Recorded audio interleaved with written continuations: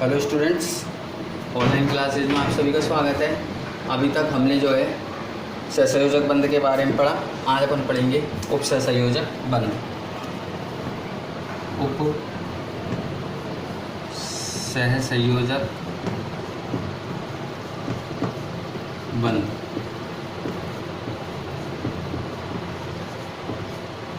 ध्यान देना, उप सहसंयोजक बंध किसे कहते हैं।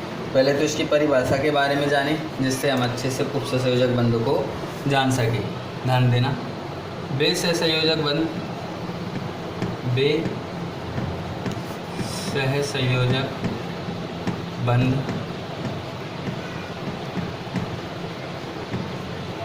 जिनमें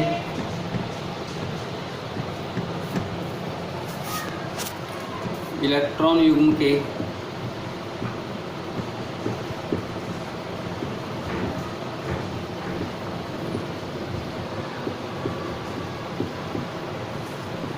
दोनों इलेक्ट्रॉन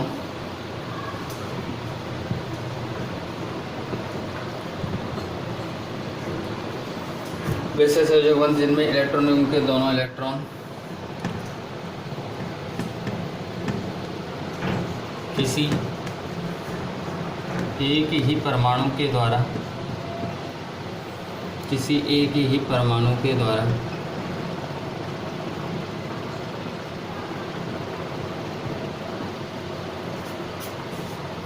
दिए जाते हों,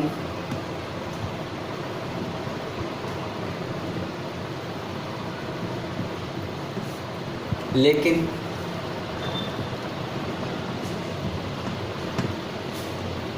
साझेदारी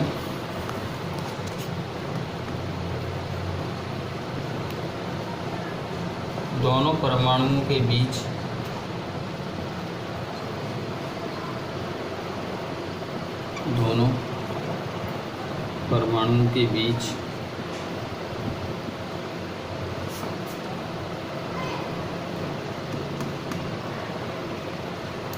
समान रूप से होती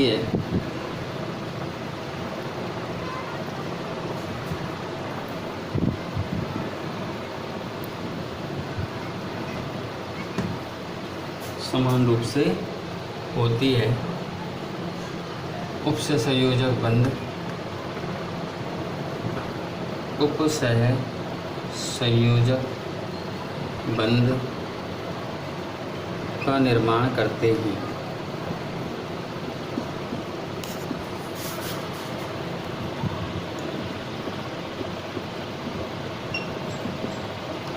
उप सहसंयोजक बंध को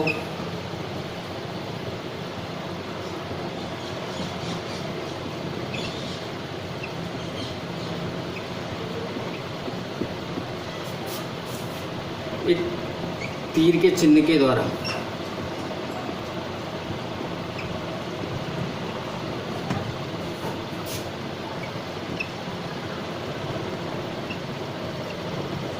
प्रदर्शित किया जाता है।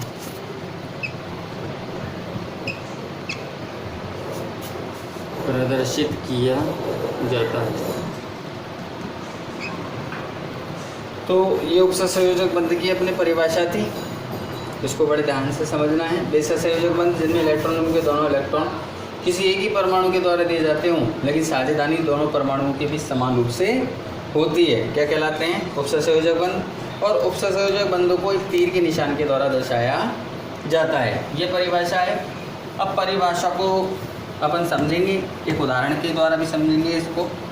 लेकिन उप सहसंयोजक बंध बनने के लिए आवश्यक शर्तें पहले अपन पढ़ेंगे।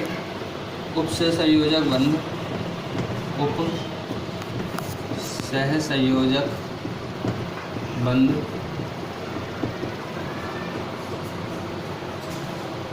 बनने के लिए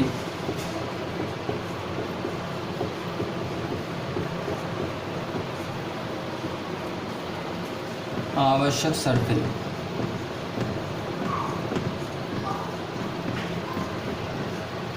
कौन कौन सी शर्तें जरूरी होती हैं? नंबर 1, अष्टक पूर्ण होने के बाद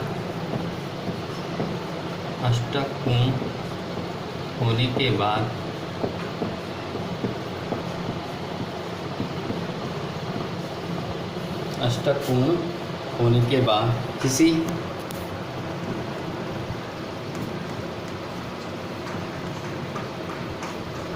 एक परमाणु के पास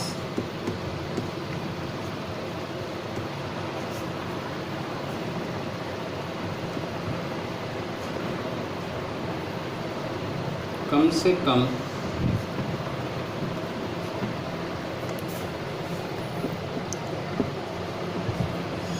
एक एकांकी इलेक्ट्रॉन युग्म, एक एकाकी इलेक्ट्रॉन युग्म शेष रहना चाहिए, शेष रहना चाहिए।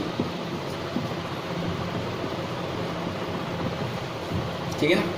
अष्टक पूर्ण हो जाएगा, उसके बाद भी कम से कम जो है एक एकाकी युग्म इलेक्ट्रॉन युग्म शेष रहना चाहिए, यानी एक जोड़ी इलेक्ट्रॉन शेष रहना चाहिए।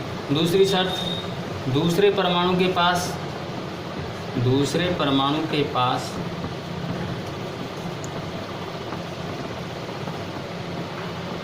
कम से कम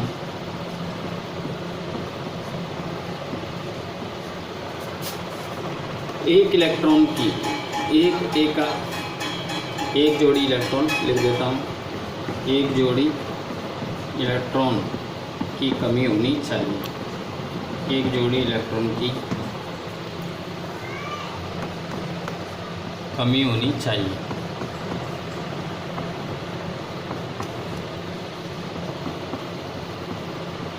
ठीक है। तीसरा बात ये कहती है तीर का निशान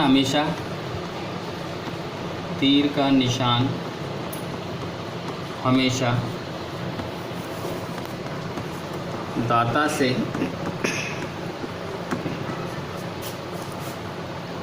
ग्राही की ओर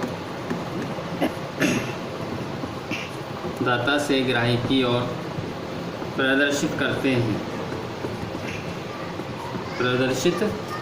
करते हैं। ठीक है। तो ये तीनों नियमों को ध्यान में रखते हुए ही उपसंयोजक बंध का निर्माण किया जाता है। तो ये तीनों नियमों को जो है अपन एक उदाहरण लेते हैं, उसमें लागू करते हैं। एक उदाहरण आप करके देखना,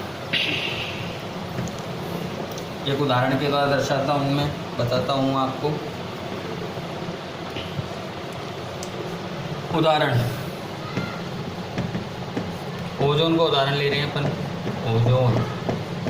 ओजोन एक गैस है, ओजोन का सूत्र होता है O3। ठीक है। अब O3 को यदि खुली संरचना लिखे तो इस प्रकार से इसको शो किया जाता है। ठीक है ना। अब ये कैसे बनी संरचना, इसके बारे में समझे। 3 ऑक्सीजन बनाएंगे सबसे पहले अपन। ठीक है। अब 3 ऑक्सीजन बनाने के बाद अपन जानते हैं कि प्रत्येक ऑक्सीजन के आयतन कोश में कितने इलेक्ट्रॉन होते हैं, 6 होते हैं। तो उस हिसाब से ही अपन इलेक्ट्रॉन भरें। चलो इसको क्रॉस के द्वारा दर्शा देते हैं, इसके इलेक्ट्रॉनों को। 1 2 3 4 5 6 इनके बिंदी से दर्शा देते हैं। 1 2 3 4 5 6 इसके बिंदी से 1 2 3 4 5 6 10 है।